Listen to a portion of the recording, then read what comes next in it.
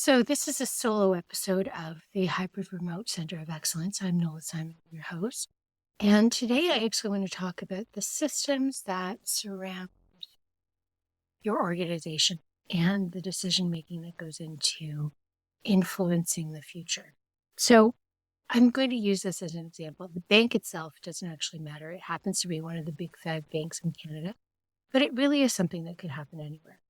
This bank came forward and actually said that what they want to do is actually waive the transaction fees associated with debit transactions when customers pay for a transit.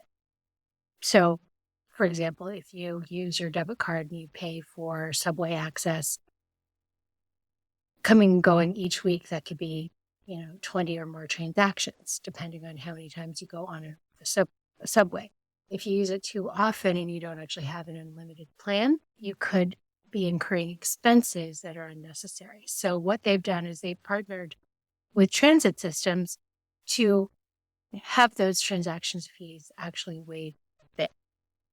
Now, what's interesting about this is, like individuals, you're part of a system. So individuals are part of a family, you're part of a community, you're part of a culture.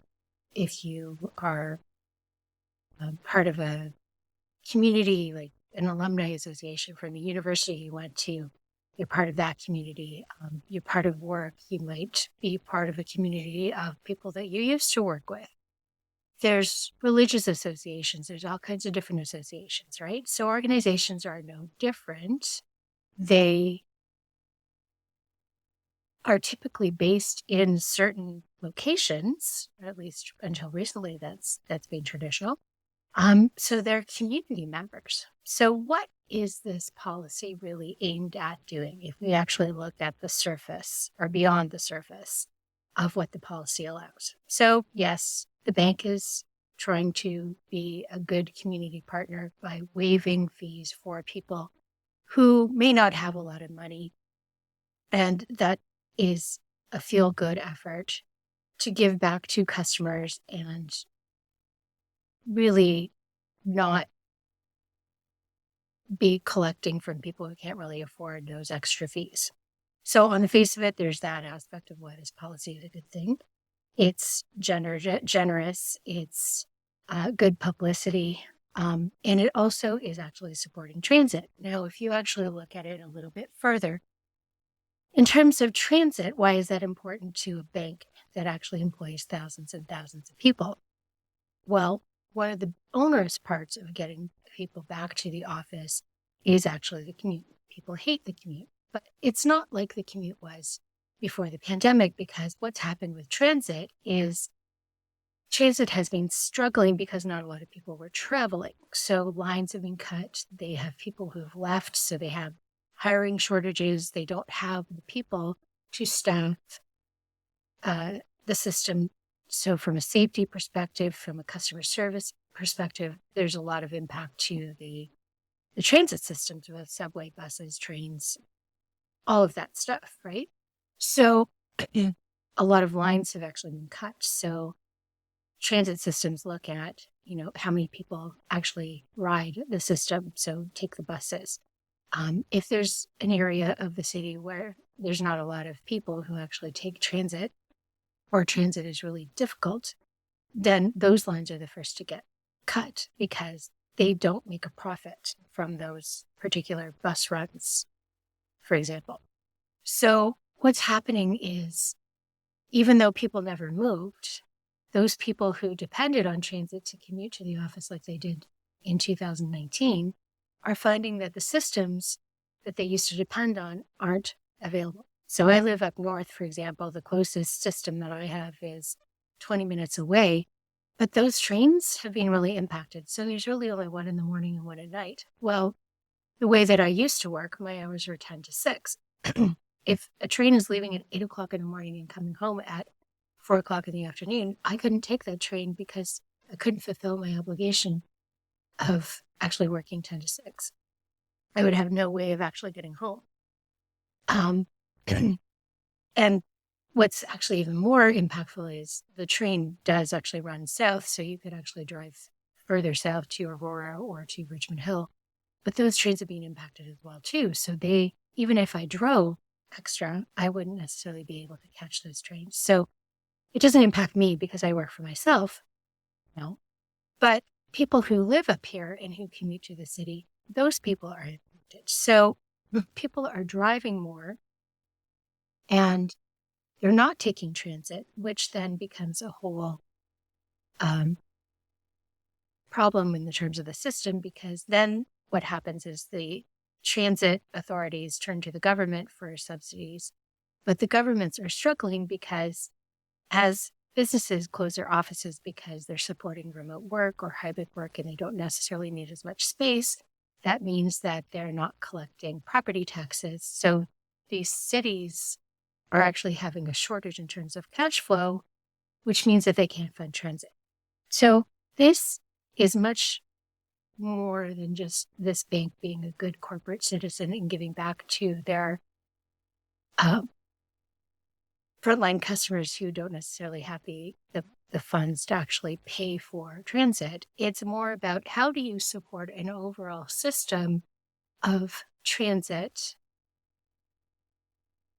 and reestablish that reliability that used to exist pre-pandemic. And that is really being destabilized, not necessarily just by the pandemic itself and work from home and preference, but now is actually being impacted because there is actually a system in terms of taxation and funding from the government that actually doesn't work anymore. So that is where it's really interesting to look at the communications that come out surrounding this type of activity, because it's what's beneath the surface that's the real story, not the nice to have fuzzy piece that ends up in the news and in press releases.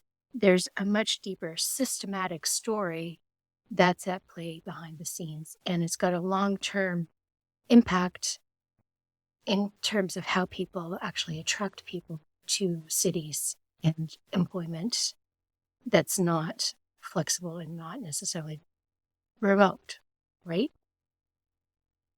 So that's the interesting part of that. Now, I posted this on Twitter, and somebody had actually mentioned that there's more of a behavior change in here as well, too.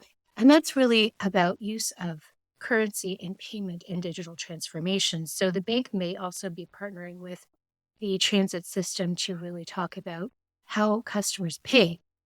I went to the city maybe 6 months ago, and I was surprised when I went down into the system that I couldn't pay cash because they had taken away the toll booths. I actually had to go to a machine, and I think I was able to use debit at the machine. I didn't actually have to have a Presto pass because I didn't necessarily plan to travel frequently. I just wanted access that particular day, but I couldn't pay cash. And so that was very interesting to me because I didn't actually know that that had the impact. So there's a behavior change in terms of, how they're allocating staff, how they're expecting customers to be able to pay, a digital transformation in terms of how people use currency. And that, again, is a systematic change that is longer term and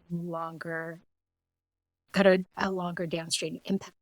So that's another aspect of this story as well, too, that doesn't necessarily impact hybrid remote work, but it is an example of a bigger societal shift in terms of how payments are made and how people engage with services that they've taken for granted for many years as well, too, right? So I find all of this fascinating, and I'd love to know what you think about this particular aspect in the story and the systems that are in place and what the future is. So I'd be willing to hear from you on LinkedIn, or if you're part of the Hybrid Remote Center of Excellence, this is definitely a post that we could actually explore and compare what's happening in different cities and how different financial institutions are influencing this behind the scenes. Or maybe you think that I'm completely wrong and it's really just a different story. So I'm interested in the perspectives and the opinions because change is happening everywhere and it is all filtered through worldview. So what am I missing? What are your perspectives? That's really where I think this conversation become interesting. And I'm willing to explore that further in, an article or a post or a